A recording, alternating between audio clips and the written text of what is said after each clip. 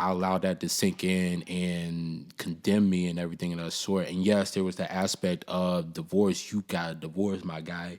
Like, God hates divorce, so now God probably doesn't love you anymore. Like, that thought even came to my, like, what is the point of your life now existing? You might as well go ahead and take your life right now because you got a divorce. Yes, I went through a season of suicide.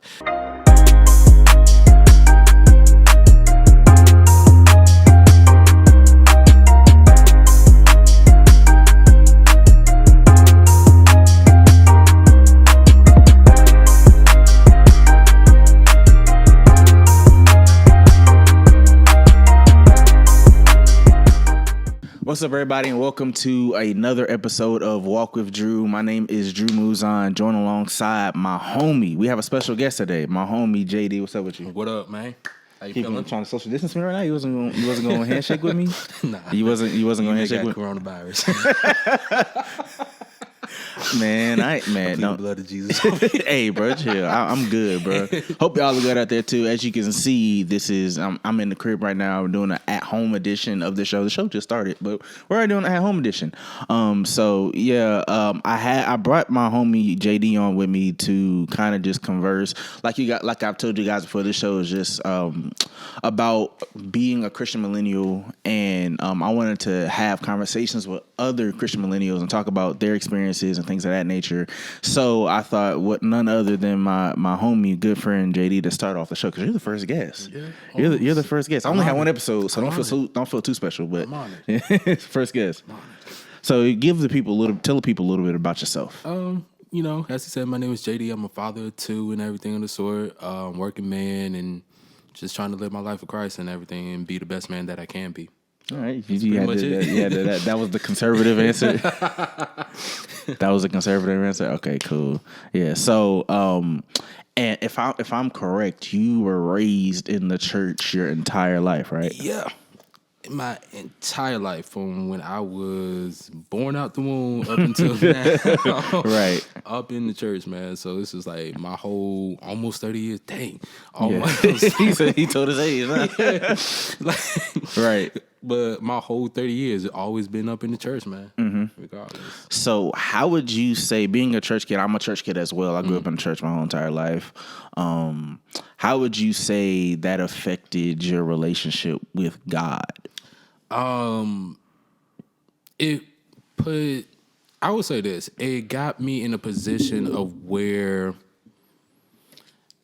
I knew God from a behavior standpoint and what I should do and what I should not do and things of that nature. Of course, there were different aspects of it that I learned. I learned how to praise. I learned how to really worship and everything of that sort. Right. But also growing up in the church, I will say now, being a little bit more mature in my relationship with him now, I would say that some of that put a little bit of a hindrance, because it's just not saying that this hasn't been preached before in different churches, but we're just starting to hear really more of the grace message and you changing your mind and your mindset and everything of that sort. Facts. Versus is that your relationship is just behavioral based. And so from that standpoint, there was a disadvantage of that. So it was almost as if you were working towards trying to have a relationship with God, or working for his love, or working for his blessings and everything of that sort, instead of that understanding that Jesus died for it all and all you had to do is receive it. Yeah. So I agree. I think I came from that same kind of mindset, or the same kind of place of just like working for it. But I think I wasn't really conscious of my relationship with God while I was growing up. Like I think when I do these little memory posts that y'all be seeing on my Facebook or whatever, I don't, some of the ones that I don't post are like, oh yeah, man, or have something about God in it. And I'm just like, man, I was conscious of God when I was like 15, 16 years old or whatever. And you're not really conscious. I guess it's, talking, kind of goes into my schooling a little bit, being raised in a Christian school my entire life as well, but you're not really conscious of it. So I'd say that it was similar, like trying to work for it. But I think that I wasn't really conscious of like a relationship with God until I got like 22. Like I was just like it was just the right thing to do, just to believe in God and to pray and to worship and to do that. But I'm like, I don't remember ever like growing up ever reading my Bible when I came home from church. See, that's the thing. I think for me it was a little bit different because I was always taught that you better do this, you better do that, you better do this, and you better do that. And now, don't get me wrong, like a lot of the stuff, some of the stuff were, beneficial and everything of that sort, but it was more so, where was it really coming from? Are you doing it just to do it to show that you were a good Christian, or were you doing it because of your actual relationship with God? Right. So. Yeah, so like that was like a big thing. Like I'm like, did you ever like come home and like read your Bible after school, or yeah, I did. Or was it just like a forced thing, or did you actually like want to go home and read the scriptures? You know what? I'm not gonna lie. It didn't start really hitting for me until like a little bit after high school, for real.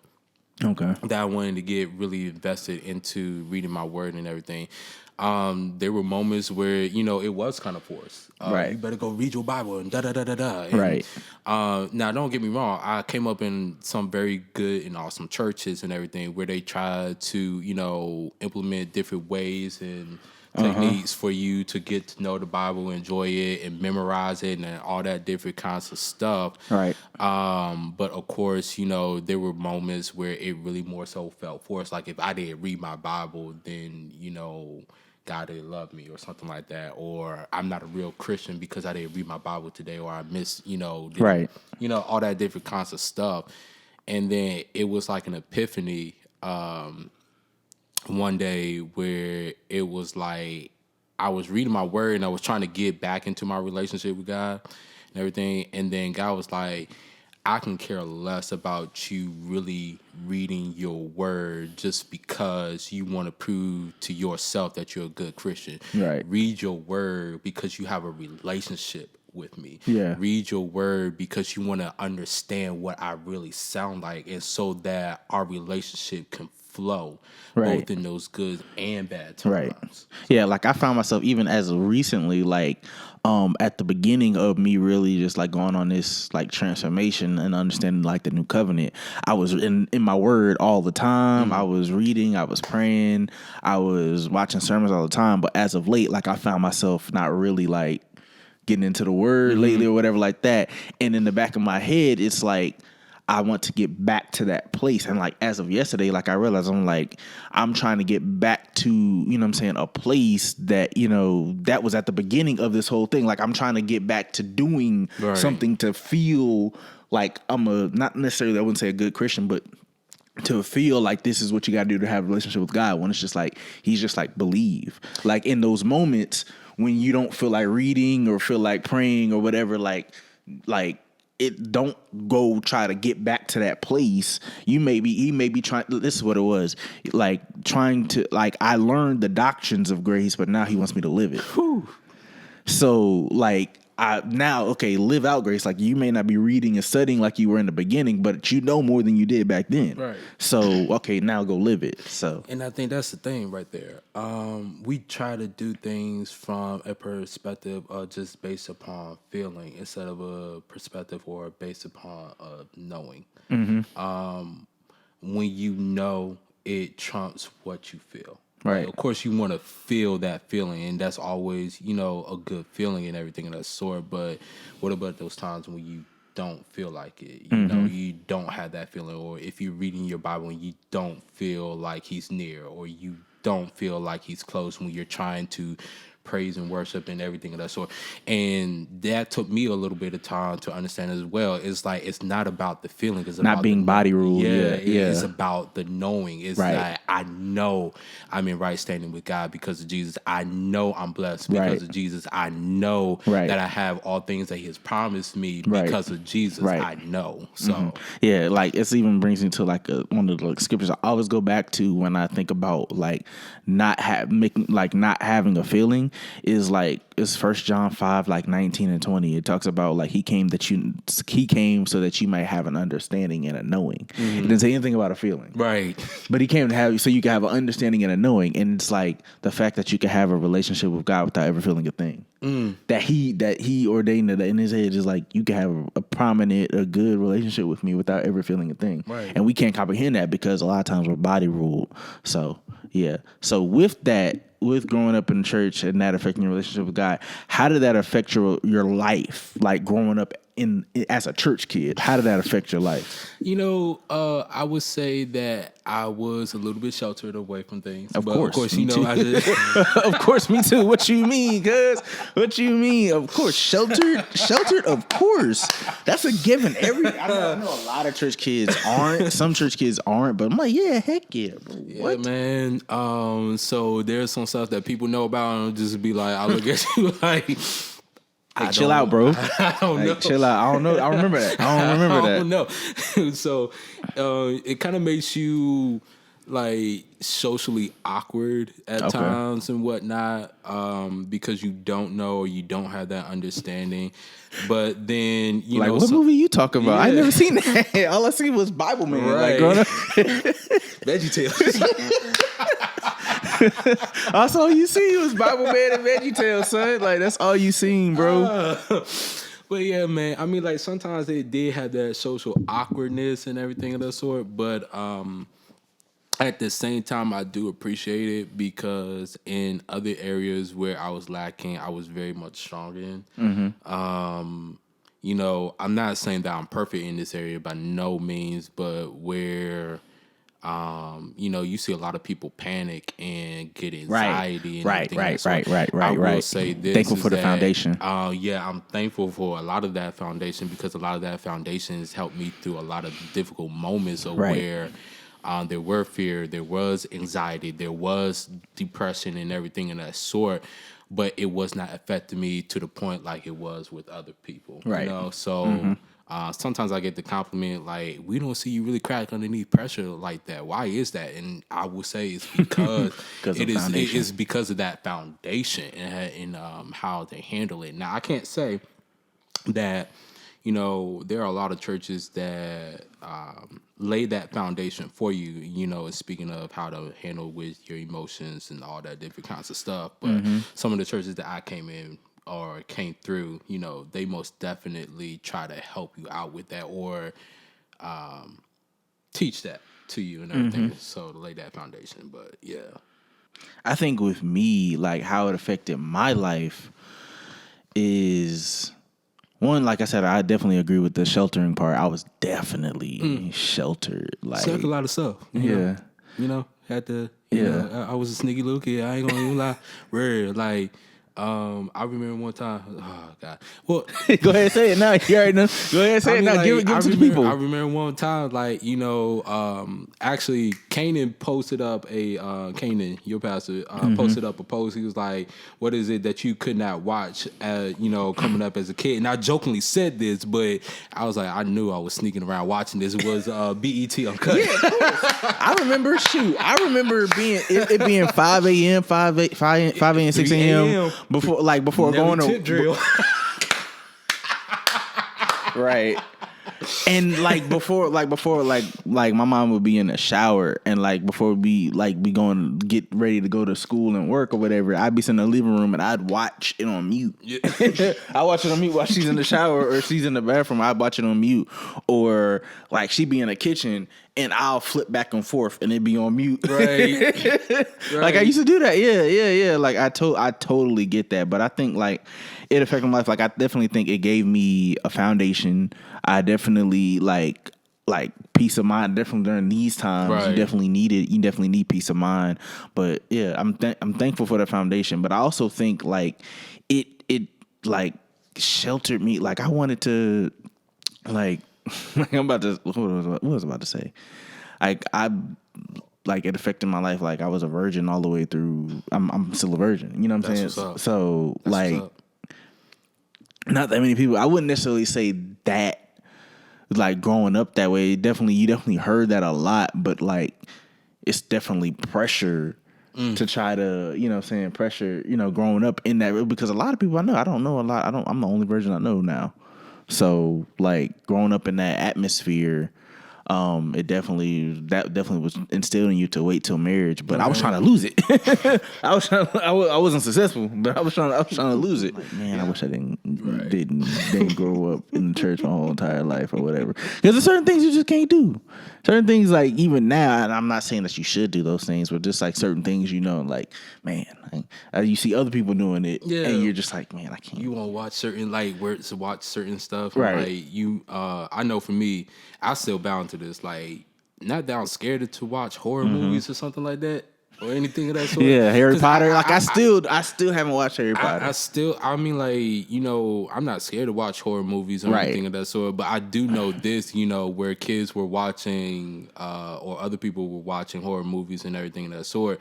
There was that part of me that was like, you know, I can go watch this and everything of that sort and still be okay. But then you also had that foundation of, you know, the reasoning why that you really shouldn't be watching that, because it can open you up to some stuff that that God did not destined for you to deal with. So, you know, you got two sides to that. It's like, on one hand, you want to enjoy that, being able to do what you want or watch what you want, but on the other hand, you also got that knowledge and understanding that you want to be held accountable to, that if I were to do this, what is it going to open me up to? Right. You know?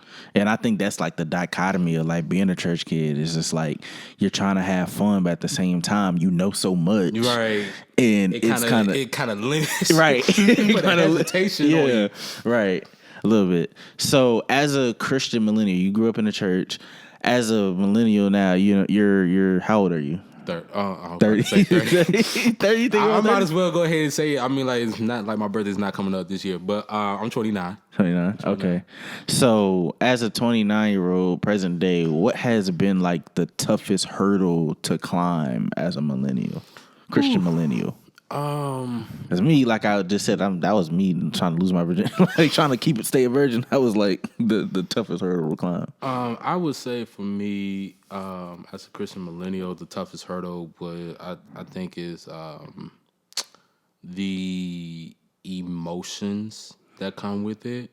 What do you mean? Emotional standpoint. So, like, or emotional maturity. I should more so say the maturity aspects of it. Because once you put out there that you're a Christian and you're a millennial, get and judged. Oh my gosh, that judgment comes harsh. Boy, that thing comes harsh. And like when I was growing up, I was always kind of that.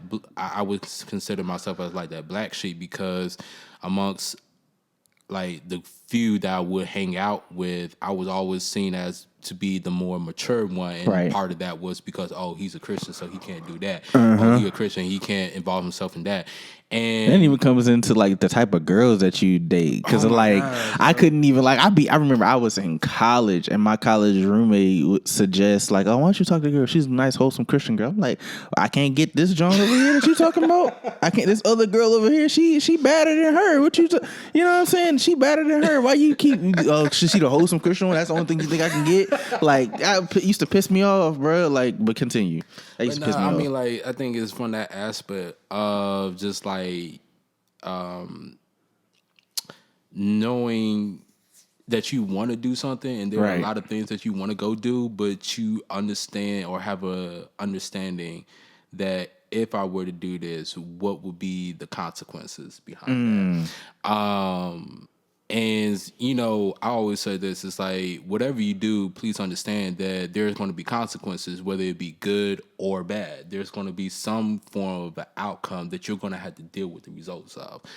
And so it's just always been that. It's like, you may want to go out and go, you know, just go party and everything of that sort, but you also got to, you know, there's also that hesitation of, well, if I were to do this, what would be the repercussions of it? Not that so much of, oh, I'm going to get super duper in trouble, but where would... Bust hell wide open. Yeah, and everything. But it's just that standpoint of, like, is this really beneficial to me? It's just, like, something that it will be beneficial to my relationship with God. And so sometimes, like, when you have that conflict going on, it does make you awkward, because now you have to kind of pull away from stuff that everybody else is going with. So it's like you're going against the grain of things, and where everybody's going left, you're going right, and so now you're being looked at as a socially awkward person. Yeah. To your point a little bit earlier, that judgment, because now everybody's like, well, you're a Christian, and so you should do this, or you should say that, or you should have reacted that way, as if like just because I'm a Christian doesn't mean that I'm not human. Right. Like I still have, like I'm a Christian, but I'm a Christian who still who's got urges, man. Q so anxious, urges so anxious, urges, like, man. Right, man. Did you see that? That doesn't mean that sometimes I won't let one fly. Like you hit that right tick right there. You may hear me say a word that you didn't expect me to say. Right. Like what you just said. It was a little bit of a shocker for me as well, because I normally don't allow myself to get to that point. But at the same time, it's like, please understand that I'm still human. We make mistakes just like everything, like everybody else, and things of that nature. So I think it's like that's one of the toughest things is being a millennial Christian. And I think that also, to your point, I think that a lot of times it's that way because people have seen one version of a Christian. They've seen an Old Testament Christian, and we're not even under the Old Testament, but that's what people have seen. So they're like, oh, you're under the law. You're not supposed to eat shellfish and wear mixed fabric or whatever. But I'm like, that's for Jews. That was for Jews under the law. But that's how people attribute Christianity today. So, or when they see people hanging up the signs at the gay military people's funerals or whatever, the church people, they're like, oh, all Christians, they attribute that one worldview or that one emotionless response that those Christians gave as everybody's emotional response, because they're supposed to represent you. What is this? I need to put that on mute. They're supposed to represent you. And that's, I think, has a big deal. Like when it comes to the emotions part, it's just because, like, you're a Christian, you're supposed to do this, that, and the third, and like ideologies, man. Right. But they don't think like that. They think every Christian is the same Christian, and it's just like, what if we were to put that same worldview on the people? Like, okay, every person in the world does this, that, and the third. There's a lot of people that live more holier than Christians. Yeah.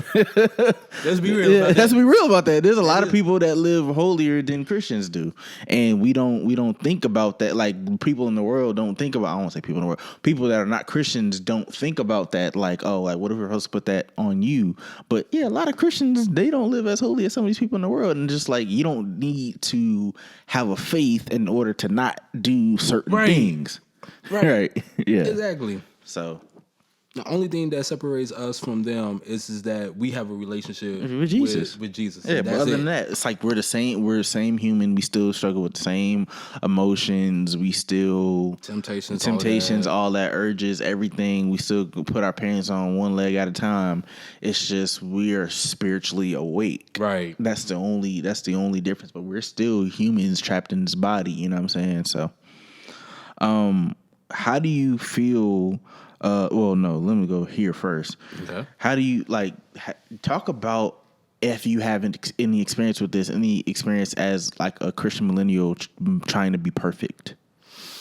Like, have you dealt with trying to be the perfect Christian or whatever, because people already see you as the Christian millennial? You go to church, you this, you don't curse that much when we see you in public or whatever like that. Of course, I dealt with that, and because of that, try to take on that mindset or that worldview and everything of that sort, and allowed it to kind of form me or try to mold me and everything of that sort.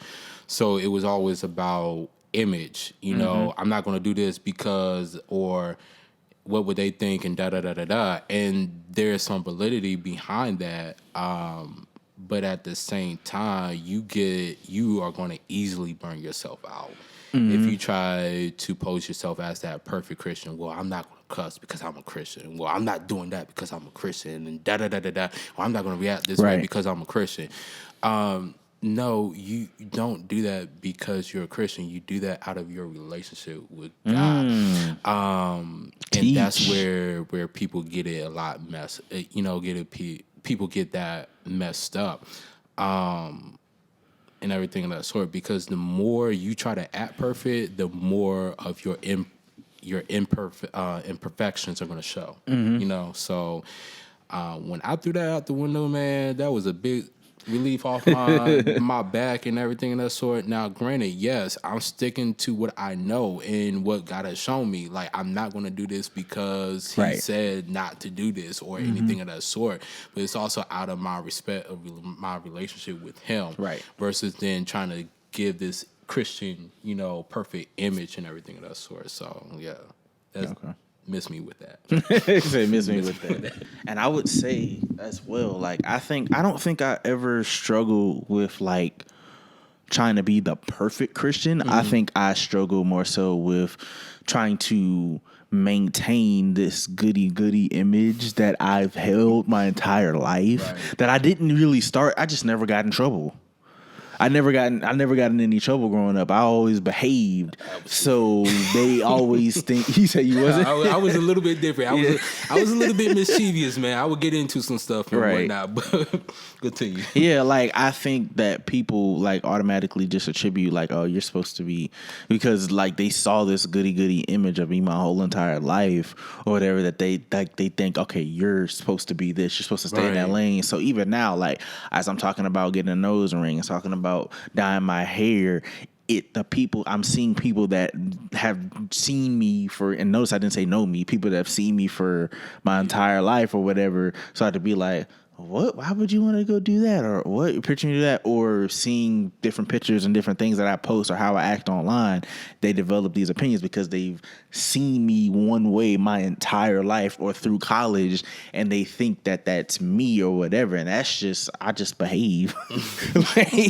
I just behave. I just was a good kid. I just behaved. That doesn't mean like I don't have no wild thoughts or I'm not, you know, I can't be culturally relevant, things of that nature. So I think that's what I struggle with, was just not more so being the perfect Christian, but the goody. Right. That image. I wasn't goody, you know what I'm saying? But like that image of a goody Christian, I feel like was placed on me because I didn't get in trouble and still trying to break. I still find myself trying to break free from that like today, like still trying to, and I don't think I do things now to break free from that. I do things now, you know, like wanting to dye my hair and get a nose ring, stuff like that, because that's me. I feel like that's me. That's just who I am. I just want to do that.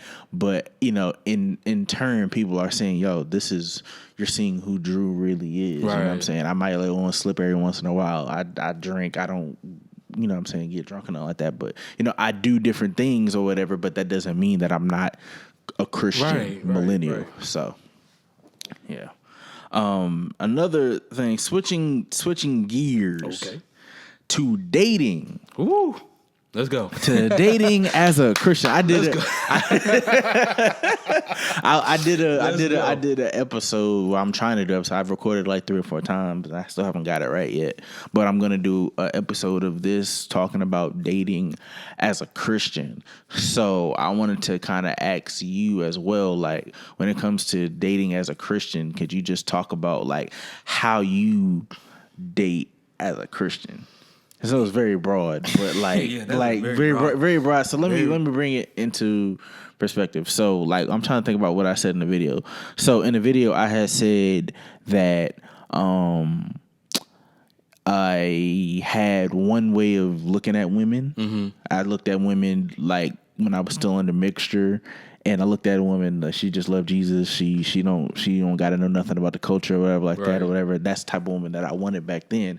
But then when I realized that I'm not saved by my behavior, I'm saved by my belief, my mindset on type of woman changed. So has the type of woman changed from the beginning of your faith that you wanted to now? I will say this.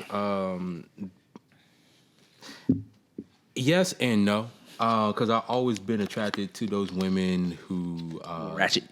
No, not ratchet. My God, Drew. Hey, my God. No, my God, Drew. Hey, I like them a little ratchet. Look, you know what I'm saying? You know what I'm saying? Let me tell you something. Right? There's something about a woman who can quote scriptures and still give you them hands. That's just like a major. You like somebody to beat you up. You want somebody to beat you up, bro. That's what you want. You want somebody to beat you up, bro. Not give me the hands. Give somebody else some hands. she knows how to lift up her hands to God, but we put her hands on your face If you try. if you try it. No, but I will say this.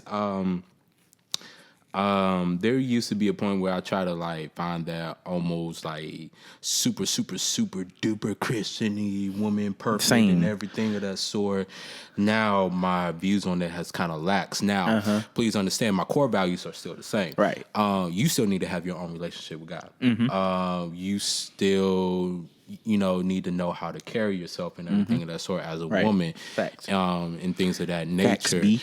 But there used to be a point, well, if she drinks, then I'm not dating her because da da da da da. Now, like, look, it's kind of like, well, if she drinks, she drinks. As long as she's not, out there trying to like She get possesses drunk. her faculties. Yeah, trying to like get drunk and everything of that sort. Like, who cares? Like, Right. whatever. Drinking is not a sin. It's to get drunk. Drunk is a sin. Right. Right. So that's different. I mean, like, if no, I would not prefer somebody who curses all the time. But I mean, like, if she lets one fly, then she lets one fly. You're not tripping. Right. Me being a dad as well, but I'm like, yo, you gonna have to make sure you don't slip up on the kid. Right. You're gonna have some choice words. Right. But my viewpoints on like the type of woman that I would try to date and everything has slightly changed. Like I said, my core values and core beliefs and everything, that's not going to change. But like the little stuff, like, if she is a little bit hood, whatever. I like 'em like that. Whatever. I like it. Who cares? Those are the real riders. That's why I like them. Those are the real riders. I like them real. I like them real. Like them kind of ratchet. Like them classy. Like them smart. It's something about You it. want a savage? A little bit. A little bit. A little Meg the Stallion, but she love Jesus. A little Meg the Stallion, but she love Jesus. Of course. If I could get, bruh, jokers would hate me. Jokers would hate me if I was a pastor or a preacher. And like, oh, your wife look like Megan. Your wife Megan the Stallion, but she love Jesus though. Let me stop. That's all that matters. That's what hey, I'm trying to tell you. But yeah, so I think the same. I think that and definitely I wanted the super duper Christian at the beginning of my faith, and then that changed after a while. When it comes to relationships, do you agree, and I know you do you agree with posting your girlfriend on the internet before you're engaged or married? I mean, it really doesn't matter to me. Word. I think that's something that those two need to discuss. If that's something that you all want to do or agree upon or not. I understand that some people will say, well, if you post them, then you run the risk of somebody trying to come in and ruin the relationship. And I most definitely get that. That ain't even my point against it, but yeah. But I most definitely get it. Or, if y'all dating or in a relationship and y'all start posting each other and everything, what if the relationship really doesn't work out? And now you're looking like a buffoon and everything. And that's really where I get it from. Because I've seen so many people that get in a relationship and then they post them all over the place and then they disappear. And then like a month later, somebody else pop up. And I'm just like, do we want to make that like a ritual occurrence that every single time you get in a relationship, you know what I'm saying, you're posting and deleting? Like, is that just going to be a part? Do you want that to be a part of your life that you're just posting and deleting? I mean, like, right. My thing is this. If you really, really serious about that relationship and you feel comfortable enough out of the fact that y'all really, really gonna do this thing, work it out, and all that different kind of stuff. Work it out. I'm sorry. Post each other, whatever. Right. Who cares? But at the end of the day, there's that other side, like we just discussed, that you need to take into consideration. So I would just say, be cautious of that. Be clear. Be cautious of it. Word, okay. But if you decide to do it, then do it. Don't do it so that you can, be prideful and show off. Yeah, trying to show off that you're in a relationship and everything that sort. And that I cannot stand. You can kind of tell the difference when a person is just like, they post their significant other and everything of that sort every now and then and whatnot. And people do that with their children too, but I'm Yeah. not gonna get into that though. But people do that with their children. That gets on my nerves. Like you can see it. Don't get me wrong. I love like doing that with my kids and everything of the sort because they enjoy that. That's Right. something that they enjoy. They enjoy seeing themselves a little bit on the internet. So I would do it for them. Right. And things of that nature. So with that, it comes a little bit split ways. Just like, there's that part of me that's like, okay, I want to put out a new perspective that black men can be Good involved fathers. in their kids' life, even Right. though they're not with their mom and everything of that sort, that we still can be there for our kids and everything. Right. Just try to put out a new narrative for us. And then, like I said, my kids enjoy, they enjoy that. They like that and they like seeing that. So I would do that for them as well. Right. But back to your question, I don't see a problem with it. It's just, take consideration into those factors. Right. So like with me, I've been this way since like 2018, really, because beforehand I didn't really see a problem with it. Like I used to be like, okay, yeah, post it or whatever.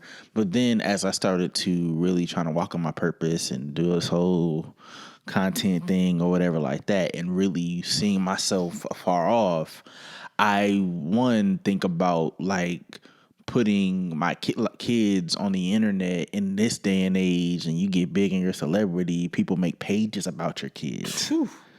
You see how the baby reacts like when somebody gets up, man. Yeah, I would have that same reaction. but I'm saying it's like you have like people making whole there's people making whole pages of your child and posting pictures of your child, like fan pages of your child. And then, you know what I'm saying, with that, but then also too, like of your relationship, they make whole fan pages of your relationship as something to be idolized and things of that nature. So I always wanted to like, I've never been in a relationship, but like whenever that does happen, like I always wanted to maintain like some type of privacy with that because of those two things. Because of like, okay, I see this getting big. I see me going big with this content thing and having a company and being in front of faces and stuff like that. So one, I would want to protect my relationship because she may not be, most definitely she probably will be a creative, but she may not be wanting to, like be in the public eye like that. I wouldn't want her to feel violated too. But then like you post her and then everybody want to follow her and like she may be trying to get some celebrity out of you. You know what I'm saying? I'm not saying I will be a celebrity, but like what if that were to occur? She trying to get some celebrity out of you before, you know what I'm saying, before it's time. But then too, like with the kids, like I think I'll ever put my kids on the internet until they get their own social media. Gotcha. If Jesus hadn't come back yet, I think I'll never put my kids on the social media. Like no cap, I don't think I'll ever, and I don't think I ever will, just because of the day and age and the country, and then the country that we're in. And you speak out about certain things, people want to come and say something to you, and like not necessarily haunt you, but like people want to come after your kids, if you're speaking out about issues or whatever. And I plan to do a lot of that. I plan to speak out about issues, especially with the black community and things going on in the world, stuff like that. So with that, I definitely don't want to put myself in a space where I would compromise the health and safety of my children. So I don't think I would ever. Right. That's very understandable. Like you said, you have 2 kids, right? Mm-hmm. You have 2 kids. Beautiful little boys. 2 beautiful little chocolate babies. You know what I'm saying? Kind of like medium caramel. And the other one like dark skin like his daddy. Oh man. And you were previously married, correct? Mm-hmm. Previously married, correct? And I wanted to get your perspective on one. I wouldn't necessarily want to talk about marriage per se, but about divorce. Okay. As a millennial, because like I was talking to you before we got on camera, a lot of like in some spaces, divorce is, especially as a Christian, it's frowned upon. Yeah. Like a lot of people are like scared of it. You know what I'm saying? Or whatever. A lot of people are scared of it, or scared of separation, things of that nature. It's like it's a sin, like you can't come back from, almost in certain people's eyes. And then in other eyes, it's looked at as, and I'll ask you this later, but it's looked at, it's frowned upon. Like you looked at like like, don't touch him. He's been in a divorce. Yeah. So talk to me a little bit, if you would, share some words about your marriage and then your divorce. Okay. So the marriage, I and anybody who spoke to this about would know that I would say this from Jump Street. The marriage was not started right. Okay. And I Explain believe that after. so we dated wrong. Okay. We kind of dated wrong. We did Okay. not date in the right way and everything of that sort, which I believe really laid the foundations of the divorce kind of happening. Could it have been prevented? Yeah. But did it still happen? Yeah. I believe if now I can't speak for her on her end, but I do know for me that if I were to take the words of wisdom that were around me and everything that was trying to show red flags in both her, myself, and in the relationship altogether, then either we would have done it the right way and it would have, continued as the right way, Right. or we would not be together. We would have never got married and everything of that sort. That's my belief and everything of that sort. I don't know how that would have actually played out. Only God would have known. But that's what I'm thinking. Like, if we would have really, took the time and did what we were really supposed to do and not do the things that we should not have been doing, then would we still be dating? If not, I mean, like, if so, then would we have been going through a divorce and everything of that sort? So we did not start our marriage off the right way. The marriage was actually kind of toxic, and I own my stuff in Yeah, it. of course. Because I was still trying to develop some skill sets and everything of that sort, and I was as trying to be the leader of the house, was a toxic leader, and I had to own that. I was not mature enough to handle that responsibility. Yeah. Nor would that's spiritually, emotionally, mentally, all the leads. Yeah. All the leads. All the leads. All the leads. I was not ready for that, but I embarked upon a journey, Right. which forced me into that, which like extremely broke me, which caused me to be a toxic leader in my own household, and inevitably, kind of portray a lot of that onto who is now my ex-wife and everything of that sort. So I had to take ownership of that. And stuff happened and everything. No infidelity, whatnot. But when you allow stuff to, like, the small stuff to start building over time, over time, and Without noticing it. yeah, and then you have a broken person over here, and then you got this other person over here, and everything that sort, and where the tables are always consistently turning and things of that nature, then what happens is divorce and everything. So I would say that from my own ownership, there was a lot of stuff that I did wrong. Yeah. That I knew better. Yeah.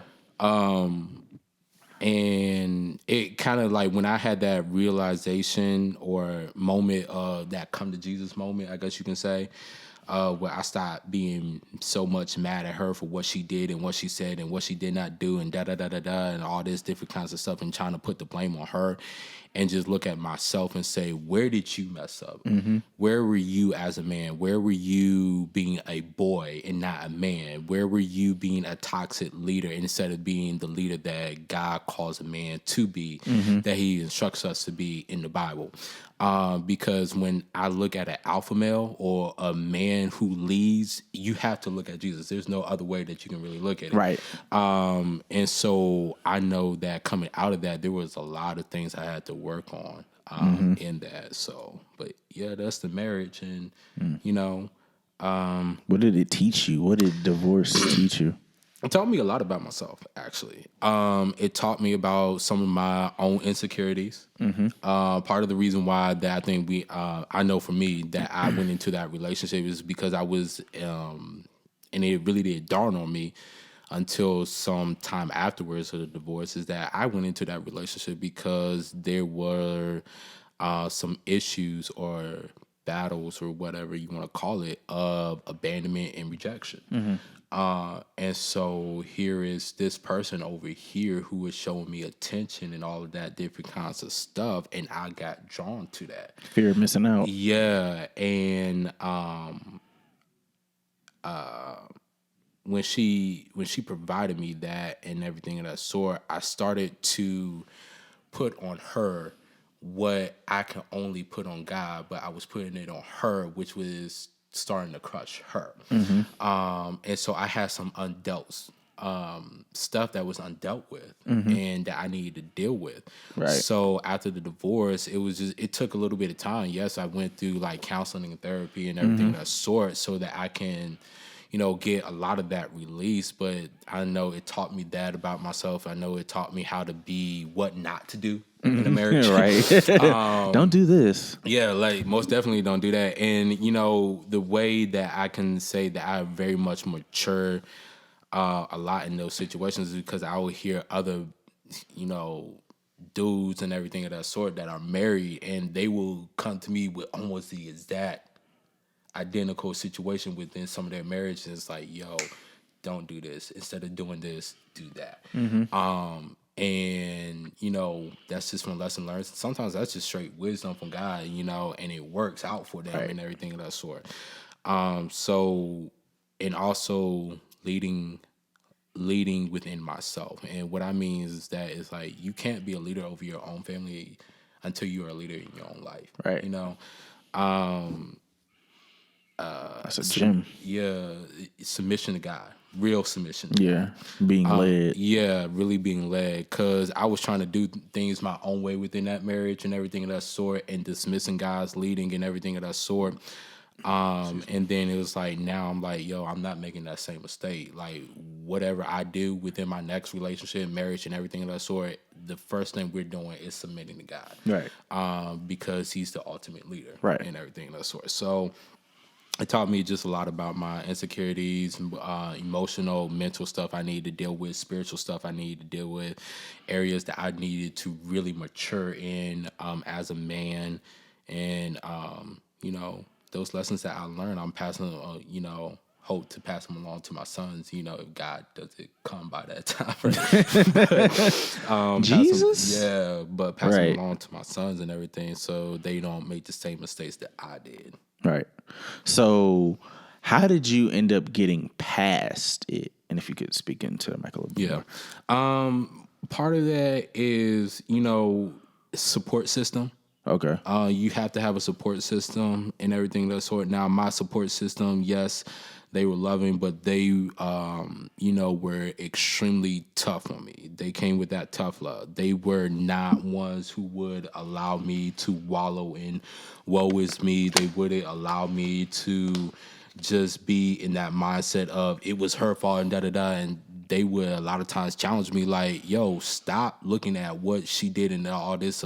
What did you do? Right. What did you do that contribute to this? Why weren't you a man in this area? So you need friends like that will give you that tough love. So it was my support system. Of course, my relationship with God. During that time frame, I found myself like getting into my word a whole lot more and drawn closer to God a whole lot more because I was battling through a lot of depression and different kinds of stuff during that time frame after my divorce. So that and just like getting back out there and trying to like renew my mind to a different mindset of this is where you need to be walking. And this is how you need to be walking versus how you were beforehand. Get yourself healthy. Health is important. Yeah, mental health, emotional health, spiritual health, all of that, physical health, all of that different kinds of stuff. That is a big contributor to a lot of stuff. So those were things that I had to go back and work on. Another thing, I had to go ask her for forgiveness. And part of that was me owning up to What my you did, mistakes, right. and me contributing to the us getting divorced and everything of that sort. So I had to go back to her and apologize and own that. And once I did that, there was that release of, okay, you have matured, but not only that, but you have released her of all the hurt Right. that that was caused within that marriage as well. So it was just a liberating feeling and whatnot. Now, one of the things that I kind of did struggle with was the condemnation. Yeah. Because with that, better, and then now your mind starts really. If you allow the enemy in, then he'll really start playing on that, and he's like, "Well, you know better, and you did it, and da da da da da, and you're no good for nobody, and you will never be good enough for anybody, and things of that nature." So it was also a battle of not allowing yourself to be condemned, or myself to be condemned, but it's just saying like, "Look, you made some mistakes, you got back up, learn from them, and don't take those same mistakes into another relationship, but take the lessons that you learn into that relationship." Now, do you feel like the condemnation kind of came because how divorce was preached to you growing up? And that if it wasn't preached to you a certain type of way, that you still would have felt that condemnation? I believe that the primary of it was because of when I came and just sat down and evaluated myself, or examined myself, it was more so that I knew better. Okay. Like how I acted within the dating phase, within the marriage, and even a little bit after the divorce. I knew better. And so that's where some of that condemnation came in, because, I was taught like, you're supposed to be better than this. Why you do this, and da da da da da, Right. and blah blah blah, and everything of that sort. And I allowed that to sink in and condemn me and everything of that sort. And yes, there was the aspect of divorce. You got a divorce, my guy. Like, God hates divorce, so now God probably doesn't love you anymore. Like, that thought even came to my, like, what is the point of your life now existing? You might as well go ahead and take your life right now because you got a divorce. Yes, I went through a season of suicide, in dealing with that. But, like I said, I had a great support system. Of course, my mom was always there. She's like prayer, jujitsu warrior, or something like that, and everything. So Shit about 100. she gonna pray that spirit out you. You gonna get up out of here. Shit about 100. But yeah, man. Yeah, so right. But like I said, a lot of the kind of condemnation did come from more so me looking at myself and feeling bad because of what I did, and allowing that to really affect me, instead of taking that as in like, yo, this was a lesson that you don't want to repeat. Right. Because insanity is still repeating the exact same thing and thinking that you're going to get a different result. So just take this as a lesson, learn. It was a harsh lesson. It was a lesson that you most definitely got burned in. Right.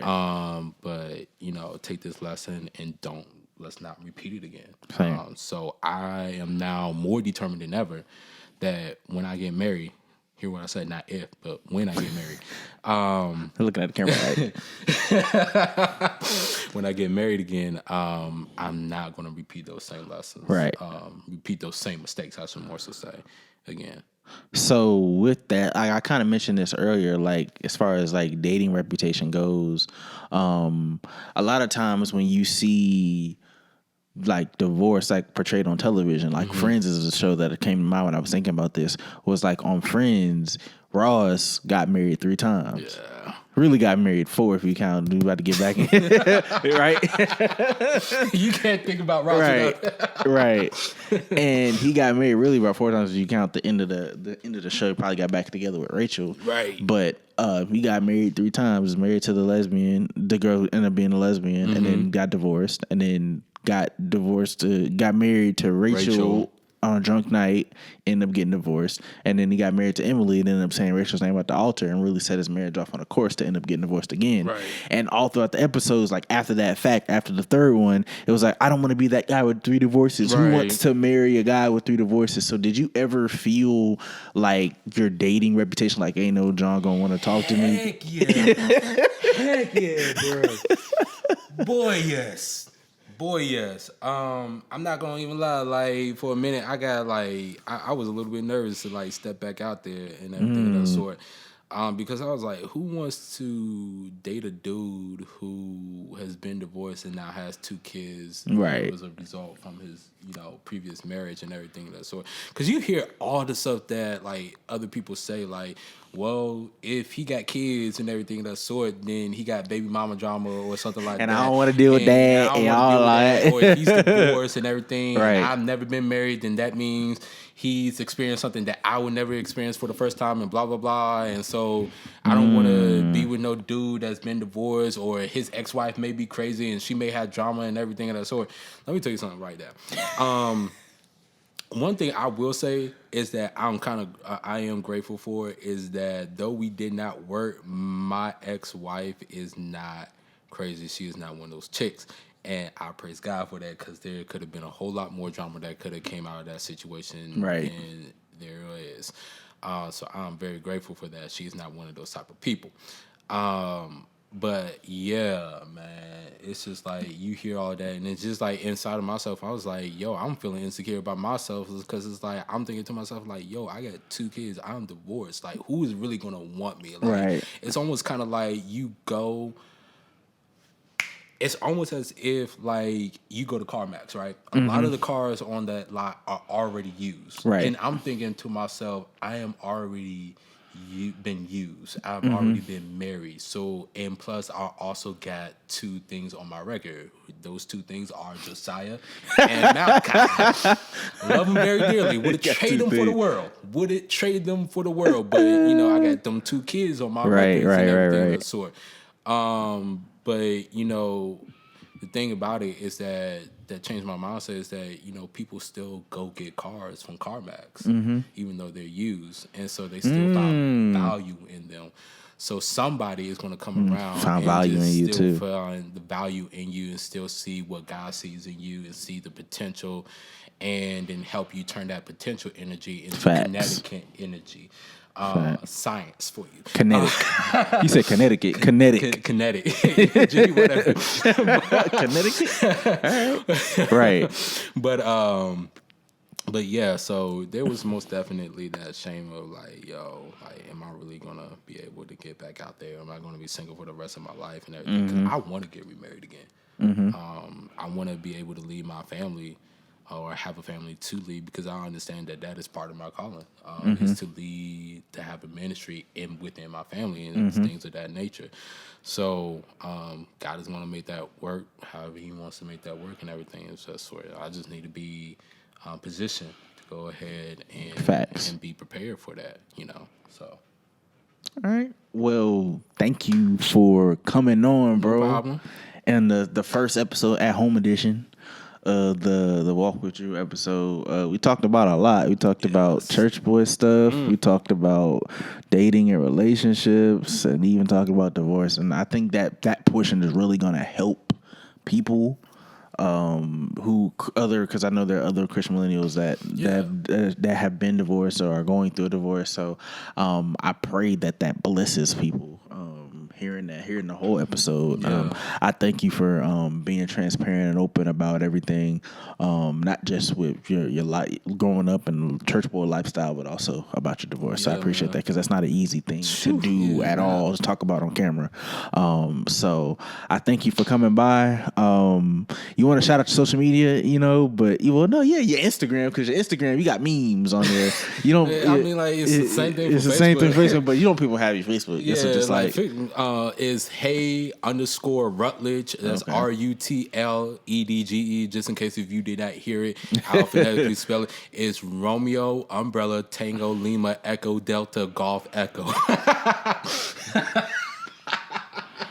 Military kid, man. Oh my God, bro. I didn't Military even ask for that. I didn't even ask for that. You see my facial reaction. I didn't even ask for that. Military kid, But man. yeah. But yeah, it's hey_Rutledge, and you can find me on Instagram. Actually, I think my page is a public page, so Yeah, follow him. He is funniest memes every single day. He posts like 6 to 8 memes a day, depending on how he I'm feeling. gonna give you a warning, like, and I tell people this, like, look, if you easily offended, my page is not for you. It really isn't, because like, and people will sometimes be like, "Are you really a Christian?" and everything with some of the people say that to you in the DMs. Somebody really hit me up with that, and I was like, look, just because I post a lot of funny stuff does not mean that I don't have a real relationship with God. I'm in there with Jesus, man. Yeah. But don't get it twisted. Don't like, get it twisted. Don't get it twisted. I love it. But right. yeah, man. Yeah. If you easily offended, don't follow me. Right. Don't do it. Word. Because your feelings may get hurt. Yeah, word. So I appreciate you guys for tuning in to another episode of Walk with Drew. My name is Drew Mouzon. This is JD Rutledge. Yo. Thank you guys. Be sure to like, subscribe, comment, share all that greens, beans, potatoes, hams, turkeys, chicken, turkeys. Let me stop. But be sure to like, subscribe, comment, all the good stuff. Rate this podcast. Share it to your friends if it bless you. And until next time, peace out.